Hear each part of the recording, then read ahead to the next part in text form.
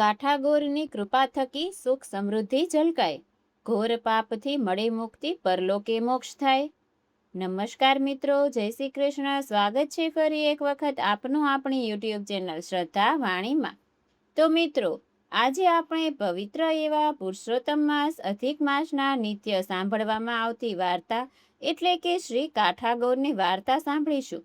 આ માસમાં નિત્ય કાઠાગોરનું પૂજન કરીને આ વાર્તા સાંભળવાનું મહત્વ બતાવેલું છે કે જેનાથી પરિણીત સ્ત્રીને અખંડ સૌભાગ્યવતીના આશીર્વાદ મળે છે અને કુંવારી કન્યાને મનગમતા જીવનસાથીના આશીર્વાદ મળે છે.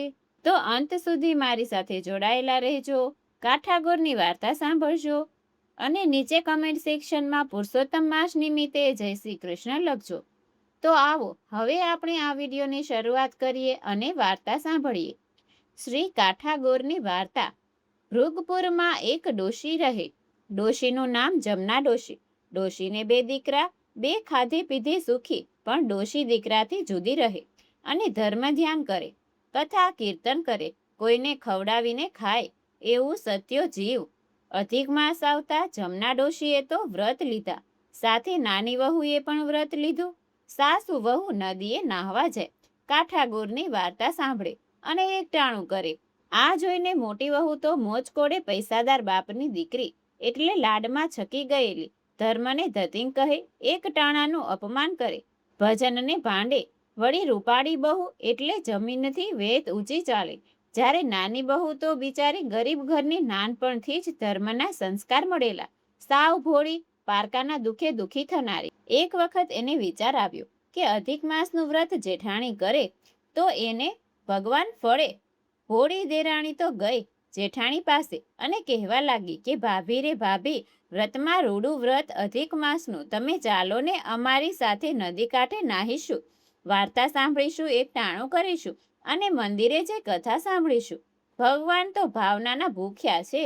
આ સાંભળીને જેઠાણી છણકો કરતા બોલી, જા બાઈ જા, તું છે વેવલી ને ડોસી છે નવરી, મારે તો ઘડીની એ નવરાશ નથી. કરમ ફૂટે એ કાઠાગોર પૂજે, મારે તો લીલા લેર છે.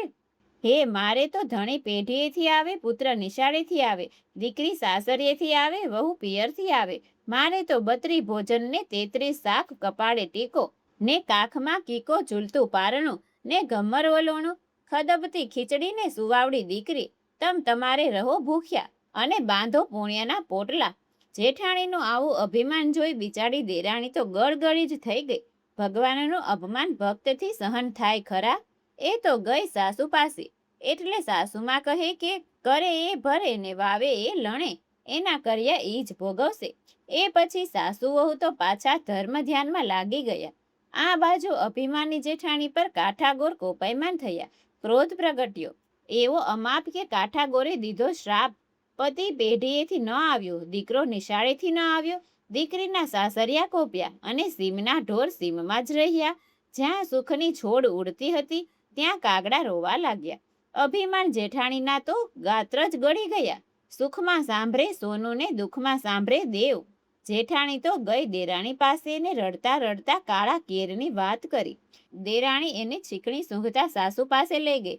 ત્યાં તો જેઠાણી લાકડીની જેમ ડોસીના પગમાં પડી ગઈ ને કહે કે માડી રે માડી, મારે તો ધણી ગયો ને દીકરો ગયો, ઢોર ગયા ને ઢાખર ગયા, વળી સવડા નાખું તો અવડા પડે છે ને માટે માર્ગ ચીંધો, તમે કહો એ માર્ગે હાલીશ. ત્યારે સાસુ બોલ્યા કે વહુ રે વહુ, તે કાઠાગોરને ગાળો દીધી અને એનું અપમાન કર્યું. એનો આ પ્રતાપ છે. કાઠાગોર રીઝે તો રાજ દે અને ખીજે તો ખેદાન મેદાન કરે. છૂટવું હોય તો પુરુષોત્તમ માસનું વ્રત કર. કાઠાગોરને રીઝવ, મનથી માફી માંગ. થાય એટલું ધર્મ કરીએ, ન થાય તો હાથ જોડીને બેસી રહીએ, પણ ધર્મનું અપમાન ન કરીએ.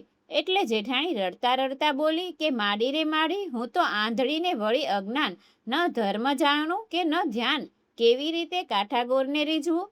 એટલે સાસુ બોલ્યા કે ખંભે લાલ ચૂંદડી, હાથમાં દૂધનો કળેશ, થાળમાં અબીર ગુલાલ, ધૂપ દીપ અને શ્રીફળ સોપારી લઈ કાઠાગોરનું નિત્ય પૂજન કરો. કાઠાગોર રીઝે તો અભરે ભરે. જેઠાણીએ સાસુના કહ્યા પ્રમાણે કરીને કાઠાગોરને રીઝવ્યા.